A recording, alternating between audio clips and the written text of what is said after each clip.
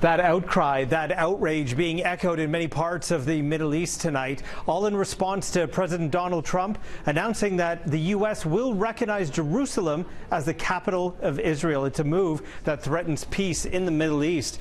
In fact, Hamas saying Trump's decision will have severe repercussions. They tweeted out this morning, going even further, saying tomorrow, Friday, will be a day of rage. Hezbollah is promising an intifada, or an uprising. In a televised speech, Hezbollah leader Syed Hassan Nasrallah calling President Trump's announcement a major historical injustice and saying a new uprising would be the biggest, important and gravest response to the American decision. That decision to support Israel's claim to Jerusalem seen by many as an attempt to impose a solution on Palestinians. The city is home to Jewish, Muslim and Christian holy sites, and conflicting claims to it lie at the heart of the Israeli-Palestinian conflict. Now the day was marked by dozens of protests and clashes, Palestinians shutting their shops and businesses to begin 3 days of rage against Trump's decision.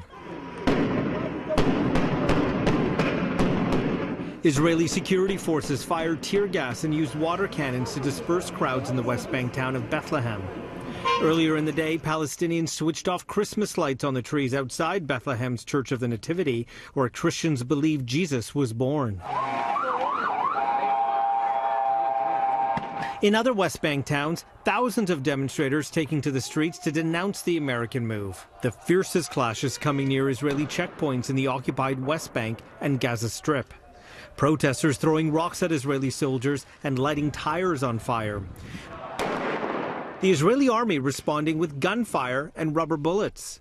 The pitched battle lasting for hours as ambulances raced to and from the region carrying dozens of casualties. That anger rippling across other parts of the Arab world. In Cairo, hundreds of protesters shouted slogans denouncing the move, some burning makeshift Israeli flags. At a refugee camp in Jordan, young demonstrators waved Palestinian flags and carried torches, chanting anti-American slogans.